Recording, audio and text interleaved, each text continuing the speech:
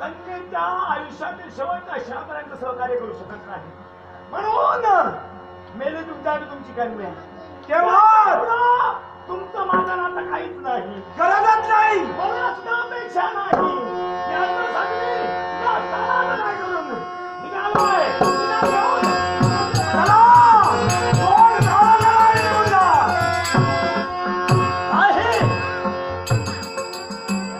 काय चाललंय हे?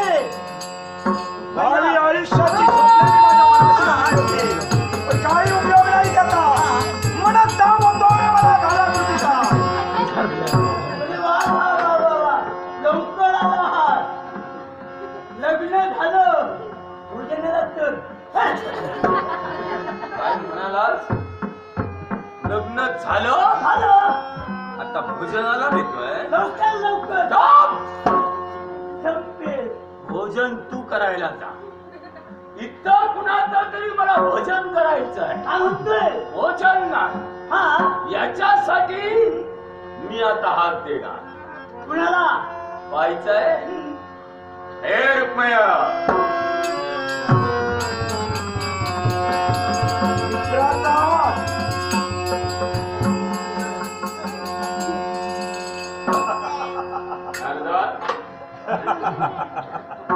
मित्रा,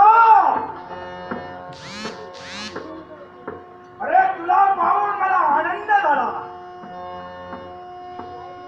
ये म्हणतोय, या मित्राच्या पगारविषयी ये म्हणतोय. मला पगारमिटीत येणार. वेळेचं बंधन तुम्हाला नाही, म्हणूनच माझा संतापाचा वाढलेला आहे. मला सांग, या तुझ्या राज्यात काय घडलं आता? मित्रा, जे काही तुझ्या नेत्राने तू पाहतोय, ही घोषकोट नगरी मी सुशोभित केली आहे. गुढ्या तोरणं मारलेली आहे, जिकडे तिकडे रोषणाई केली आहे. ही केवळ माझ्या मुलीच्या विवाहाचे. मान्य, तुझ्या कन्याचं लग्न या ठिकाणी झालं, मान्य करतोय. पण मित्रा, पण मलाही सांग, मी तुझा मित्र ना रे? आहेत. मग मला निमंत्रण का नाही? अरे त्याच गोष्टीचा मी विचार करतोय एकसारखा. देशोदेशीच्या राजकर्त्यांना निमंत्रण पाठविली, कित्येक राजकर्ते उपस्थित राहिले. तू आला नव्हतास. स्वयंवर मंडपात माझी नजर एकसारखी फिरवित होती. का? तुला शोधण्याचं कर्तव्य करत होती. तू माझ्या दृष्टी क्षेत्रात येत नव्हतास. का विलंब केलास तू? मी विलंब केला नाही, कारण मला निमंत्रण योग्य त्या वेळी मिळालं नाही. पण तरी सुद्धा माझं आगमन या मंडपात झालं. पण मित्रा, पण माझा अजून एक प्रश्न आहे. मला एक सांग, तुझ्या कन्येचं लग्न झालं, पण झालं ते झालं कुणाबरोबर? अरे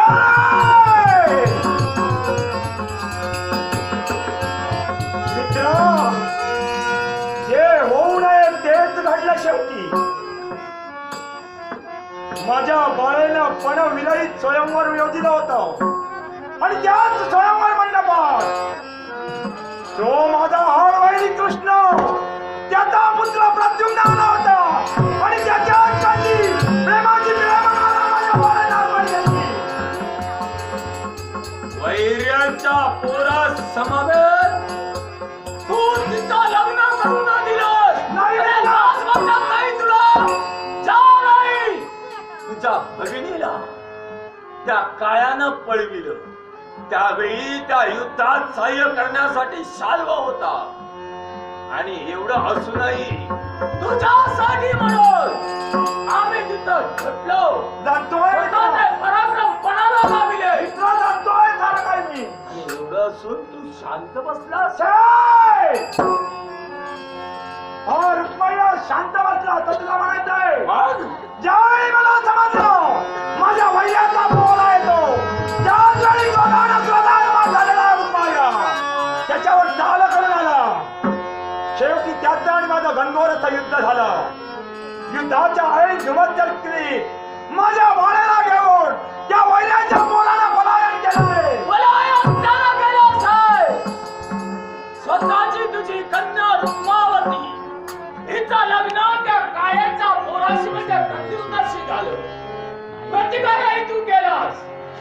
पण तुला तो ऐकला नाही. शेवटी तुझ्या बाहेर फ्रेम येणार आहे, फ्रेम. पण तो मार्गानं मार्ग असो धर ना असो. मग आता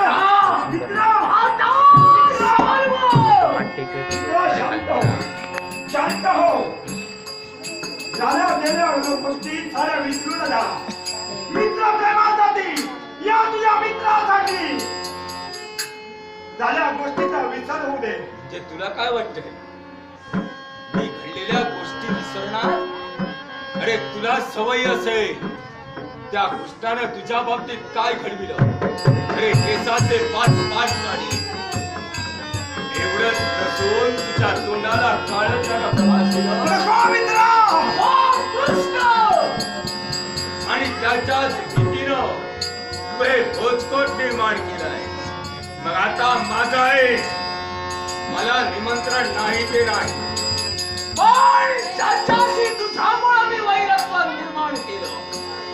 त्या कार्त्याशी तू तुझ्या कन्येचं लग्न लावून दिलं.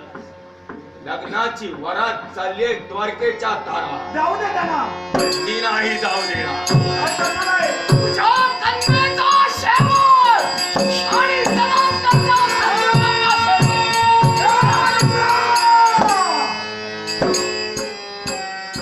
नाही. मित्रत्वाचा नाता एका बाजूला आहे. शेवटी भाव आहे मी कन्याचा. भावी आयुष्याची स्वप्न माझ्या बाळाला मनाशी रंगविली आहे. माझ्या बाळाचा संसार सुखाचा झाला पाहिजे. त्यांच्या संसारात मी ढवळाढवळ करणार नाही. किंबहुना तुलाही तसं करू देणार नाही. मी कुणाचा त्यागीत नव्हे. शाल्व म्हणतात शाल्व. माझ्या मनाला वाटेल, बुद्धीला वाटेल त्या प्रमाणात घडविणार. ती लग्नाची वरात मी द्वारकेच्या दारात जाऊन देणार. मित्रा, अजूनही मित्र प्रेमासाठी तुला सांगतोय. भावी आयुष्याची स्वप्न त्याने रंगविलंय. अर्थात जीवनात चालले आहे द्वारकेच्या दारात. त्यांच्या धडधडा निर्माण करू नकोस. अडथळा म्हणून मी आता उभाच राहणार. मित्रत्वाचं नातं संपलं म्हणून समज. आता हे वैरत्वाचं नातं मी निर्माण करणार. मग नाविलाज माझा याच वेळी याच छळे या मित्रत्वाच्या नात्याच्या जागे ताळी करून और प्रयत्न हार वैरी झालो. तुझ्या मित्राचा आहे. और वैराला मी केव्हा जिवंत ठेवत असतो. कारण शाल्वाचा भीतच तसा आहे. वैरी जर का मित्रासमोर उभा ठाकीला तर त्याला कायमचा आडवा केला. माझ्या बाळांच्या लक्षणात लागे. जर का त्यांच्या घातासाठी तू जपलेला असेल तर नाविलाज रुपये येतो. जोपर्यंत तुझा बाप जिवंत आहे तोपर्यंत शाल्वा तुला तुझ्या केसालाही लग्न लावून देणार. माझा संसार चट्टांना ठार करण्यापूर्वी मला तुला ठार करावं लागेल. कोणत्या प्रकारे कोणत्या तऱ्हेने या रुपयाला ठार करणार ते प्रत्यक्षाला बघायचं.